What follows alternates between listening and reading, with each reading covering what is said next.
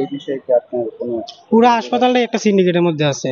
যেমন আপনি একটা রুগী নিয়ে আসলেন, আপনার প্রথমে কি করতে হবে যে টিকিট কাটা লাগবে, ওই বিল্ডিং থেকে এই বিল্ডিং এ পাঠাইবো, এদিকে যে ওদিকে 15 টাকার টিকিট 20 টাকা রাখবে।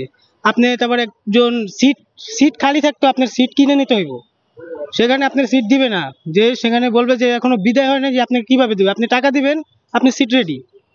এটা করছে কারা? অ্যাম্বুলেন্সের কোনো না, ড্রাইভার? এগুলা অ্যাম্বুলেন্সের কোনো ড্রাইভারটা করতেছে না, এগুলো করতেছে হাসপাতালের ভিতরে কিছু লোক আছে যারা হাসপাতালের বদনাম করে, বা যারা আপনার ওয়ার্ড বয়ের মধ্যে আছে, এগুলা সবাই মিলে এগুলা কাজটি করতেছে।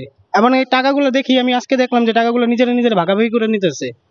এগুলা রুগী বাঁচাইবো না আপনার সিটের জন্য দৌড়াদৌড়ি করবো, না ই করবো, চেক আপ করবো, এখানে সিরিয়াল ওখানে সিরিয়াল, এই হাসপাতালটা ই করতে হবে আপনার। আচ্ছা, রোগী আনতে কি কোনো দালাল চক্রের কাছে করেছিলেন? না, রুগী আনতে দালাল চক্কর পর্যন্ত পড়ি নাই। অনেকেই ধরছিল যে আমরা এই করে দেবো সবকিছু, আমরা করি নাই। কিন্তু এই যে সিট নেওয়ার জন্য নেওয়ার জন্য এগুলো বন্ধ করতে হবে। সিট খালি থাকতো কি জন্য আমি সিট কিনে নিব?